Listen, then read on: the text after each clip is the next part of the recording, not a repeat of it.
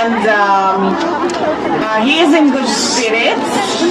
He is well taken care of. Nag-comment lang siya na he really misses Filipino food. Yan lang. But very recently sa meal nila, meron ng rice. So that was a good development. And then we discussed about his legal team. And we discussed about the family. And we discussed about the country. Gano'n po katagal niyo? Okay, questions now. Gano'n po katagal yung visit niyo kay President Duterte? The visit lasted for an hour. So it was from 4 p.m. to 5 p.m. VP, what was his reaction or ano po yung kinuwento niya tungkol dun sa nangyaring initial appearance kanina? Hindi namin na-discuss. Hindi namin na-discuss yung initial appearance niya kanina. Sorry. We did not discuss his initial appearance, and we only discussed the lawyers and the legal team and what we are going to do in the next 4 days. Yes. VP, were you surprised that the former president appeared via live stream? Were you expecting him to see him there at the chamber? I had no expectations. I did not know. I did not know he was appearing before a live stream. But I think it was the decision of the doctor. So inside the facility, all the decisions are made by the doctor. VP, what's the plan now? The next hearing is September 23 pa. How will the family prepare for this? May location ba? Okay. So I have not discussed the arrangements with next of kin and relatives here. I will discuss it with them tonight, and I will relate to them also what the president said and what the president wanted them to know. And so yes, we haven't made arrangements yet. But I will not leave until a relative comes to make sure that there is a next of kin living here. Yes. VP, tungkol po sa usapan nyo ni dating Pangulo, may hiniling po ba sa inyo? Sa usapan nyo ni PRRD, may hiniling po ba sa inyo? English. Yeah. Okay. Yes. When we talked, he, as a request, he asked me to go home. So, he repeatedly said, "Do not leave the country. Do not leave the Philippines." And so I told him that I know, I understand that. And I do not want to be here as well. Unfortunately, I am the only one who has a Schengen visa, and I am the only one who is a lawyer. So I told him that when we are able to meet with the legal team, that I will immediately return home and yes, do my work. May defense team na po ba si PRRD, ma'am? Defense team, yes. We already have a lead counsel, and there will be meetings with. We had a meeting with him yesterday, and then we will have a meeting in person when he arrives this weekend. And how many? Is it Nicholas Kaufman? Okay. Yes, the president already appointed. Yes, the president already appointed Nicholas Kaufman as his lawyer. Ma'am, let me just go back to what he said to you, telling you not to leave the Philippines. Yes. What was the specific concern about it? And if you can also address yung, kasi according to Malacanang, they gave his travel authority until April 30 in several countries. Ano po kaya yun, ma'am? Ano yung reason for the travel? My travel? Yeah. The moment that I felt that it was an extraordinary rendition. The moment that it was I felt that it was a kidnapping because they were holding him in 250, which is the air base of the Presidential Airlift Wing. I felt that he will not be able to leave that place, but he will be taken to wherever. At the time, we did not know. At the time, we did not know, so we were preparing for a list of countries where he may be taken. So, and at the time, I did not know how I will be able to enter that country. So we had to apply for travel authority for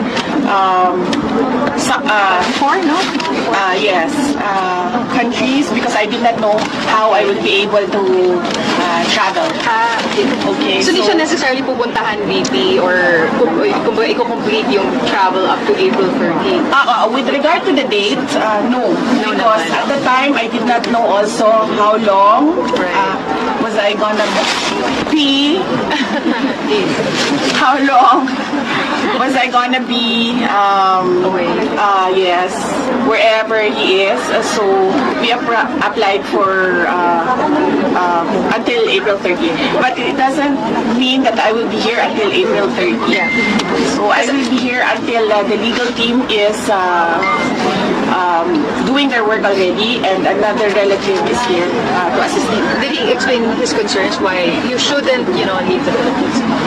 He said that yes, I should immediately go back, just leave him here. But I said no, I cannot do that because no one will decide for him outside. So very limited people have access to him right now.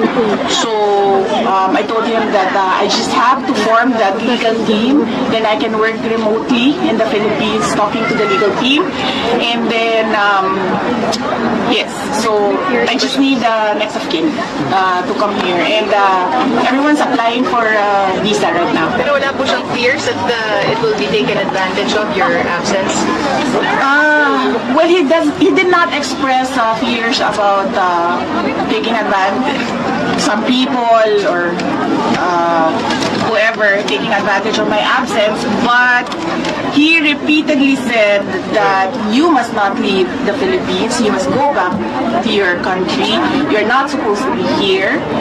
And then I insisted that yes, I know what I have to do and that I just need to set up something here in The Hague, and then I will immediately go back to the Philippines. VP, What was the disposition for the demeanor of the president when you saw him? And were you able to see po yung detention center, the detention area for the former president?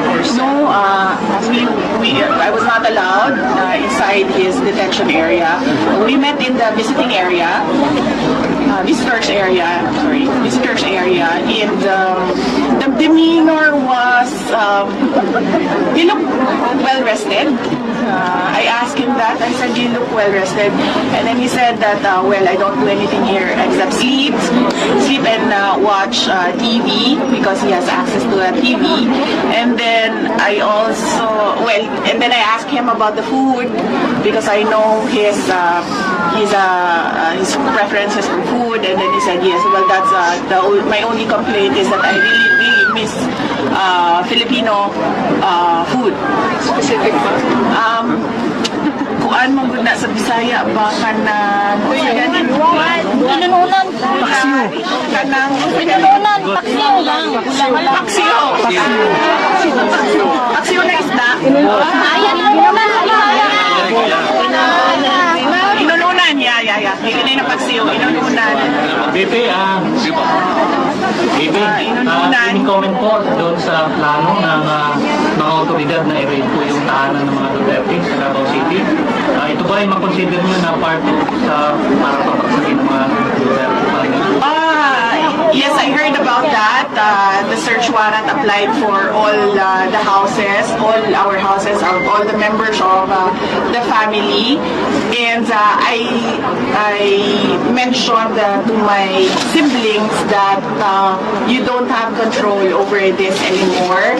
So I just told them that just secure your valuables and then just allow them to do the search, and then we expect that there will be planted evidence inside the houses. So I told them that we'll just have to face that as well, because that is the template that they did with former Congressman Arnie Teves. It's exactly the same template. So I told them that it's pointless. It's pointless to fight. So just allow it to happen. It doesn't mean that that search is illegal. But then I told them that no one should be hurt. No one should resist. Just allow them to do whatever that is illegal. Ma'am, any comment po doon sa sinabi ni PCO Yusek Castro na walang kidnapping na nangyari sa lahat po ay may papeles tungkol po sa pag-aristo kay PRRD? Well, it was really kidnapping. You see the comments all around the world from experts. Yes. But if you... Yes. But if you talk to lawyers, they call it extraordinary rendition. But for a family member like me, that's kidnapping. That's forcibly taking my father to another country and illegally arresting him. So that's clearly kidnapping. Ma'am, mag-apply po ba si PRRD na interim release? That is something that I cannot comment on because it's a legal strategy. So I would leave that to the lawyers if the lawyers would like to talk to the media. But I will not comment on legal strategy. I would also add that because I told him a lot of people are crying, they are depressed, hurt, stressed about what happened and what is happening right now and what is happening in the country. And then he said, sabihin mo sa kanila, relax lang, may hangganan ang lahat. So I'm remembering this from kasi I cannot take notes, I cannot take a ball pen and pen this. So, sabihin mo sa kanila, relax lang, may hangganan ng lahat, there will be a day of reckoning for all. Mahal na mahal po ang Duterte family ng mga OFW at mga Pilipino po sa bansang Pilipinas. Ngayon, grabe po yung emosyon ng mga Pilipino dahil mahal po nila si PRRD at kayo po. So may mensahe po ba kayo para sa lahat ng mga Pilipino? Yes. Unang-una, nagpapasalamat ako sa lahat ng ating mga kababayan. Mag-English pa po, sir? Yes. Okay. Kasi...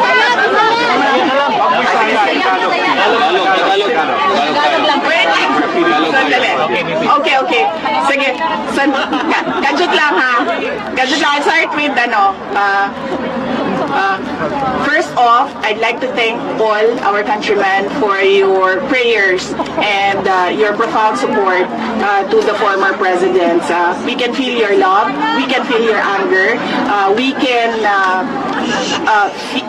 can empathize with everyone. Everyone's rage about what happened. And let us not be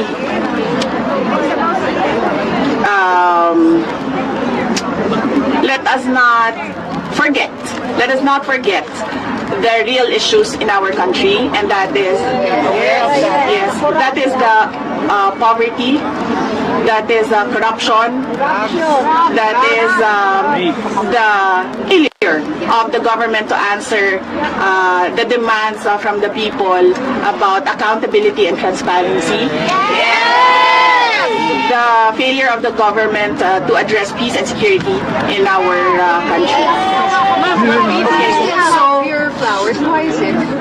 Because I wanted to give it time, airtime. I wanted to give the flowers airtime because I don't know who gave this, but the people who gave this made efforts to go to a flower shop and buy flowers.